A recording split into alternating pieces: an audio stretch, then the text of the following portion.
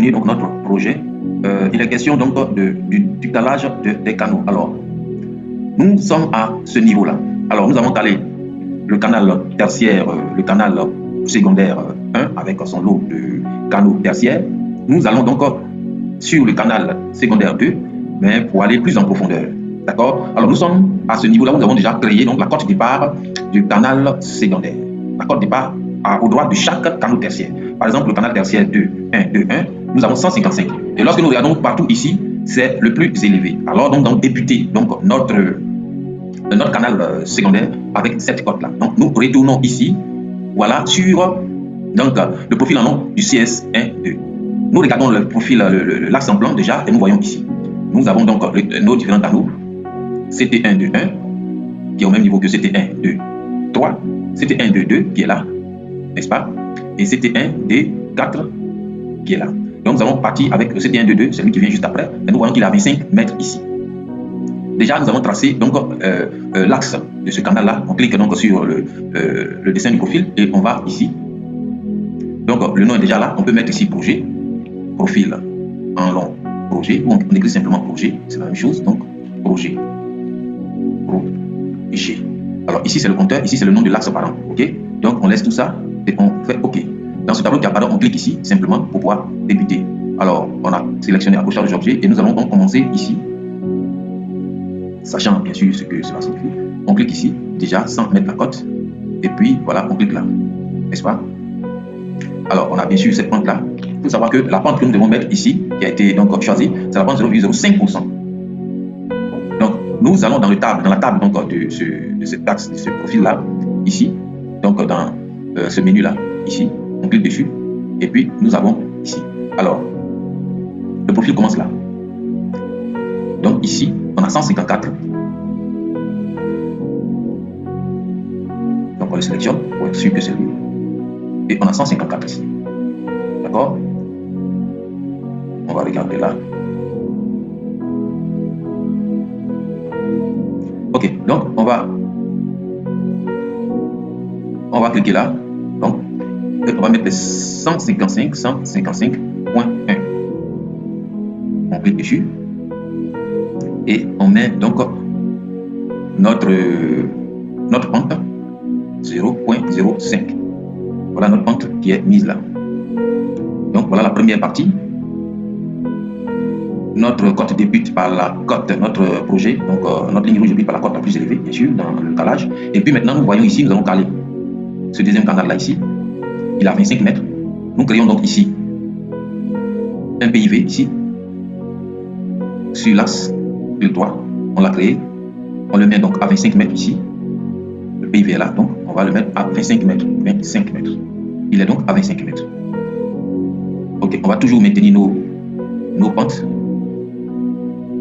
Donc c'est moins 0,05. On maintient toujours notre pente. Voilà. Donc nous allons mettre notre point ici, à 0,05. Alors nous retournons là. Le second point, donc, c'est notre CT1 d'environ, donc on a fait le calcul ici, de 0,95 mètres ici. C'est-à-dire que lorsqu'on fait, c'est ici, 155.10 moins 154.15, on a cette descente-là. Alors ça change totalement la cote, la pente. Ça change totalement la pente. Donc pour maintenir toujours notre pente, il faut créer ce qu'on appelle une chute. Une chute. Alors on a cette descente-là qui est de 0,95, comme c'est beaucoup, on la sépare à deux. Donc on va faire deux chutes de chacune 0,47 pour rattraper la cote, 0,47 et 0,47. Voilà ce qu'on va faire ici. Donc c'est deux chutes. Alors comment on crée les chutes? On vient là, on revient là, on va donc créer notre chute ici. Alors pour créer notre chute ici, déjà, on va ramener notre point là. Bon, nous allons envoyer cette ligne verticale là ici, afin de pouvoir placer notre chute.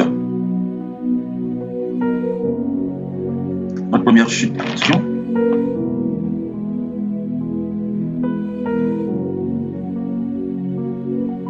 Là, on met notre ligne verticale ici. Et puis, nous allons donc tracer un autre point ici. On clique droit, ce point est fait. On le sélectionne. Alors, pour faciliter les accrochages, on va créer donc un trait horizontal ici. Donc, on va prendre donc ce trait là. Alors, ce trait doit être à une certaine distance. Là aussi, on va tracer cette distance-là. Ok. Donc, c'est une distance de... nous avons donc 10 cm parce que nous mesurons ici sur... on a une, alors on va retourner là. Donc, horizontal, le vertical, ça fait 10 fois l'horizontal ici. Ok. Donc, lorsque nous prenons cette distance-là, voilà. Bon, on n'a pas bien cliqué au milieu. Donc, ça fait 10, ça fait 10 mètres ici. Voilà, donc la conversion, ça fait 10. Donc ici, nous devons avoir donc 4,7. 4,7. On va choisir ça de cette manière-là. Peut-être que notre trait horizontal n'a pas droit d'être. Voilà, donc on a donc 4,7. Voilà, et on est bon ici. Voilà, on va supprimer notre trait en bas ici. Alors donc on va envoyer notre point ici, simplement. On l'envoie là. Donc on va l'envoyer là. Ok, on va l'envoyer là. Voilà. Alors donc les accrochages sont que ça se déplace là. Ok, donc on est bon. Alors on va régler les pentes après. Et ça c'est une pente verticale. Donc on l'a fait. Donc on va donc regarder ici. Vous voyez ici. Donc nous sommes à 155 ici. On descend là. D'accord. Et notre pente est ici. À 154 ici. Ok. Et donc on va donc régler la pente de ce côté-là. Cette pente doit être aussi de...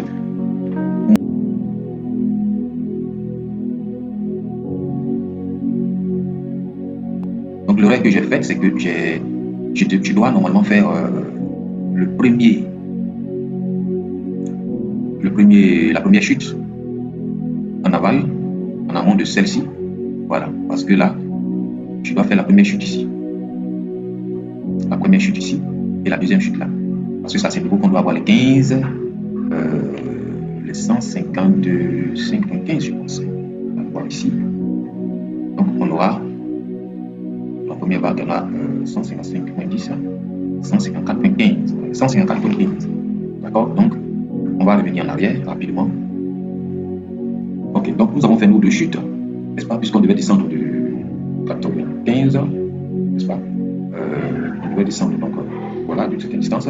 Nous avons partagé aux chutes ici, 95, donc nous avons fait les sons 47, 45, 47. Donc nous sommes arrivés à notre côte ici. On peut la lire ici. Voilà, 154, notre côte ici. Donc à la côte ici. Et donc si nous lisons bien ici, voilà notre côte. C'est pas. Ok, donc voilà notre côte ici que nous allons lire. Donc là. 154.15. Donc, nous sommes arrivés à la côte 154.15. Ok, 154.15 ici. D'accord, 154.15, c'est notre projet ici. Et puis 154.13 ici. Alors là, nous devons arriver à 154, 153. Voilà, ici. Nous devons être donc à 153.50 ici. Donc, on va appliquer une chute de combien de centimètres? 153.15. Donc, c'est égal à 154.15 moins 153.50. Voilà, nous allons appliquer une chute de 65 cm ici. Alors on va appliquer cette chute de 65 cm. Cette chute donc sera appliquée, n'est-ce pas? Voilà, cette chute sera appliquée donc ici pour que notre point ici soit donc notre point en fin de site ici soit donc à la côte exigée. Donc ici on aura une chute, n'est-ce pas? Une chute ici. Alors on pourrait la mettre avant même, on va mettre cette chute là un peu avant la fin du canal secondaire. Voilà, parce que la fin du canal secondaire ici, voilà le canal secondaire ici, donc en fin du canal secondaire ici, n'est-ce pas? On doit avoir donc un endroit de fin du canal. Alors donc on pourrait donc mettre à 45 mètres. Voilà, donc on va mettre notre chute à 45 mètres et notre côte ici, et on pourra déplacer notre canal ici. C'est ça, même dans le cadre de l'exercice. Donc on va le faire. Ok, donc on va terminer notre. On a fait donc nos deux chutes, on va terminer notre dernière chute. Donc comme on l'avait dit, nous devons donc descendre de 65 cm. On va prendre cela dans le cadre de l'exercice, on va descendre de 65 cm. Et donc on fait la même chose. On prend nos deux points B et V ici. 1 et 2. Voilà, ces points sont créés. On va donc mettre notre. Voilà, c'est ici. OK. Alors, on va plutôt revoir un peu. Voilà. OK. On va supprimer le deuxième point d'abord. D'accord, on va supprimer le deuxième point ici. Voilà, le troisième point, on revient ici. Le troisième point, on a 45 cm. Hein. Donc ici, on va mettre donc, le deuxième point là, qu'on veut créer. Donc on va créer ici 45 cm. 45 mètres plutôt. 45 mètres. 45 mètres ici. Voilà. Il ne faut pas oublier de repasser nos côtes. Nos pentes plutôt. Bon, là, on va le revoir après. On a notre pente ici. Alors, donc 45. Et puis, je vais tracer le point qui va nous permettre de. Voilà, qu'est-ce que je vais faire ici? Attendez, là. Ok. Donc, on va continuer. On a tracé notre deuxième point ici. On va tracer notre ligne là. D'accord. Plutôt, on va donc tracer une ligne comme ça. Voilà. Et puis, on va mettre 6, 5 cm. Voilà. Ici étant fait, on va ramener donc notre point là. Notre point là. Et puis voilà, on a ramené. On va donc mettre notre point là. Donc voilà notre cote, notre point ici. Et puis ici, on va simplement taper la pente ici. C'est moins 0,05. Voilà. Donc lorsqu'on voit ces pentes ici, c'est des pentes verticales. C'est des pentes verticales. Voilà. On pourrait même là. Donc pente verticale. Ok. Donc nous avons fait donc les trois. Alors on va isoler les côtes. On peut aussi les travailler pour qu'ils soient un peu plus petits. Ok. On va pas perdre ce temps là ici. Mais on va isoler les côtes afin qu'on voit les différents éléments masqués, les éléments sélectionnés. Alors donc voilà. Voilà ici. Nous avons les différentes chutes ici. Et puis là, donc, alors nous avons 153,5. On peut voir ça ici. Donc pour le dernier point, nous avons nos. Alors pour le dernier point qui est là, voilà. Nous avons nos 153,5. Ok, donc 153,5. Et voilà donc comment nous avons calé donc le CP, plutôt le CS12 qui est calé ici, le CS12 qui est calé ici. Voilà. Donc voilà comment nous avons fait le calage. Les dénivelés sont là, les différentes côtes sont là, et les côtes de nos chutes et ainsi de suite, nous les avons tous ici. Et c'est ce travail qui sera fait aussi pour chaque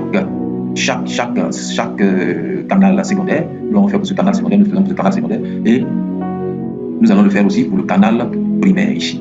Nous avons déjà déterminé la côte là et la côte là, et donc on pourra le faire donc pour le canal primaire. Et donc c'est le principe qui est là, et nous vous remercions. La prochaine fois, nous continuons pour terminer donc le calage des côtes, et après donc la suite. À très prochainement. Abonnez-vous.